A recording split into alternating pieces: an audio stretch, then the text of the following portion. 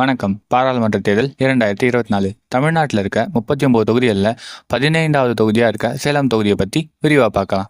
சேலம் மக்களவை தொகுதியில் ஓமலூர், எடப்பாடி, சேலம் மேற்கு, சேலம் வடக்கு, சேலம் தெற்கு, வீரபாண்டின்னு 6 சட்டமன்ற தொகுதிகள் இருக்குது. சேலம் தொகுதியோட வாக்காளர்கள் எண்ணிக்கையை பார்த்தோன்னா, ஆண் வாக்காளர்கள் 8,23,336 பேரும், பெண் வாக்காளர்கள் 8,25,354 பேரும், திருநங்கை வாக்காளர்கள் 221 பேரும் இருக்காங்க. சேலம் தொகுதியில் உள்ள மொத்த வாக்காளர்களுடைய எண்ணிக்கை 16,48,911. அடுத்ததாக சேலம் தொகுதியில் போட்டியிடுற வேட்பாளர்களை பற்றி பார்க்கலாம். இந்த தொகுதியில் மொத்தமாக 25 வேட்பாளர்கள் போட்டியிடுறாங்க. இதில் 9 வேட்பாளர்கள் கட்சி சார்பாகவும், மீத உள்ள 16 வேட்பாளர்கள் சுயேட்சையாகவும் போட்டியிடுறாங்க. இதில் பிரதானமாக இருக்கிற 4 கூட்டணி கட்சிகளோட வேட்பாளர்களை பற்றி முதல்ல பார்க்கலாம். என்டிஏ கூட்டணி வேட்பாளராக பாமகவை சார்ந்த அண்ணாதுரை அவர்கள் மாம்பழம் சின்னத்தில் போட்டியிடுறாங்க. இந்தியா கூட்டணி வேட்பாளராக திமுகவை சார்ந்த செல்வ கணபதி அவர்கள் உதயசூரியன் சின்னத்தில் போட்டியிடுறாங்க. நாம் தமிழர் கட்சி சார்பாக மனோஜ்குமார் அவர்கள் மைக் சின்னத்தில் போட்டியிடுறாங்க. ஏஐஏடிஎம்கே கூட்டணி வேட்பாளராக அதிமுகவை சார்ந்த விக்னேஷ் அவர்கள் இரட்டை இலை சின்னத்தில் போட்டியிடுறாங்க. இந்த 4 வேட்பாளர்களை பற்றி இன்னும் விரிவாக பார்க்கலாம். முதலாவதா பாட்டாளி மக்கள் கட்சி சார்பாக போட்டியிடுற அண்ணாதுரை அவர்கள்.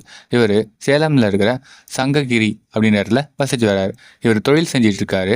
அதாவது பெட்ரோல் பங்க், வானவெடி, விசைத்தறி தொழில் இதெல்லாம் செஞ்சிட்டு இருக்காரு. இவரோட கல்வி தகுதி பார்த்தோன்னா BA, BL முடிச்சிருக்காரு. அடுத்ததா திராவிட முன்னேற்ற கழகம் சார்பாக போட்டியிடுற TM செல்வ கணபதி அவர்கள். இவர் சேலமில் இருக்கிற குமாரசாமிப்பட்டி அப்படின்ற ஊரில் வசிச்சு வர்றாரு.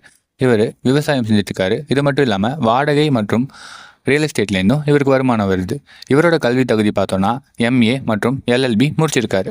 அடுத்ததாக நாம் தமிழர் கட்சி சார்பாக போட்டியிடுற மனோஜ்குமார் அவர்கள். இவர் சேலமில் இருக்கிற அக்ரஹாரம் அப்படின்ற ஊரில் வசிச்சு வர்றாரு. இவர் ஒரு மருத்துவர். மருத்துவம்லேருந்து தான் இவருக்கு வருமானம் வருது. இவரோட கல்வி தகுதி பார்த்தோன்னா MBBS, DNB, MRCS, FMAS இதெல்லாம் முடிச்சிருக்காரு. கடைசியாக அண்ணா திராவிட முன்னேற்ற கழகம் சார்பாக போட்டியிடுற விக்னேஷ் அவர்கள். இவர் சேலமில் இருக்கிற ஓமலூர் அப்படின்ற ஊரில் வசிச்சு வர்றாரு. இவர் தொழில் செஞ்சுருக்காரு. அதாவது என்னென்னா கான்ட்ராக்ட் மற்றும் மிஷினரி ஹையரிங் இதுலேருந்து தான் இவருக்கு வருமானம் வருது. இவரோட கல்வி தகுதி பார்த்தோன்னா BE முடிச்சிருக்காரு சிவிலில்.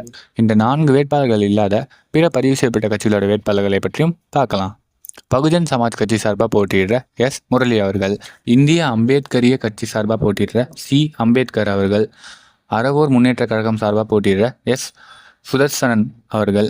உல்சைபாலி மக்கள் கட்சி சார்பாக போட்டியிடுற R மாணிக்கம் அவர்கள்.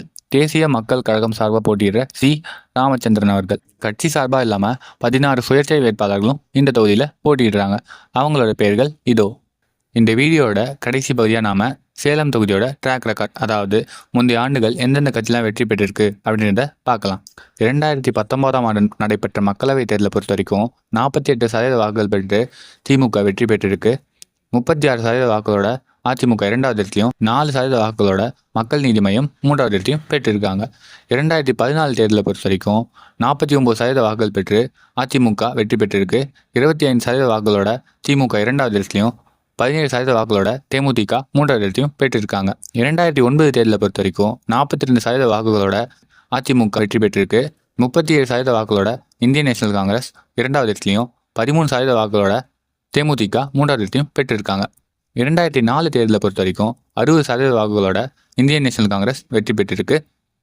36% வாக்குகளோட அதிமுக 2வது இடத்துலையும், 1% வாக்குகளோட ஒரு சுயேட்சை வேட்பாளர் 3வது இடத்தையும் பெற்றிருக்காங்க. 1999 தேர்தலில் 49% வாக்குகள் பெற்று அதிமுக முதலிடத்தில் இருக்குது. 46% வாக்குகள் பெற்று TRC 2வது இடத்துலையும், 2% வாக்குகள் பெற்று தமிழ் மாநில காங்கிரஸ் 3வது இடத்தையும் பெற்றிருக்காங்க. 1998 தேர்தலை பொறுத்த வரைக்கும் 55% வாக்குகள் பெற்று ஒரு சுயேட்சை வேட்பாளர் முதலிடம் பிடிச்சிருக்காரு. 34% வாக்குகளோட தமிழ் மாநில காங்கிரஸ் 2வது இடத்துலையும், 7% வாக்குகளோட இந்தியன் நேஷனல் காங்கிரஸ் 3வது இடத்தையும் பெற்றிருக்காங்க. இது வரைக்கும் சேலம் தொகுதியில் போட்டியிட்ட வேட்பாளர்களை பற்றி பார்த்தோம். நீங்கள் சேலம் தொகுதியை சேர்ந்தவங்களாக இருந்தீங்கன்னா உங்கள் ஓட்டு இவங்களை யாருக்குன்னு முடிவு பண்ணிட்டீங்களா? முடிவு பண்ணலன்னா சீக்கிரம் முடிவு பண்ணிடுங்க. ஏன்னா எலெக்ஷன் வர ஏப்ரல் 19ஆம் தேதி. கண்டிப்பாக உங்கள் ஓட்டை பதிவு செஞ்சுருங்க. அப்புறம் மறக்காமல் சேலம் தொகுதியில் இருக்க உங்கள் உறவினர்கள் மற்றும் நண்பர்களுக்கு இந்த வீடியோவை ஷேர் பண்ணிவிடுங்க.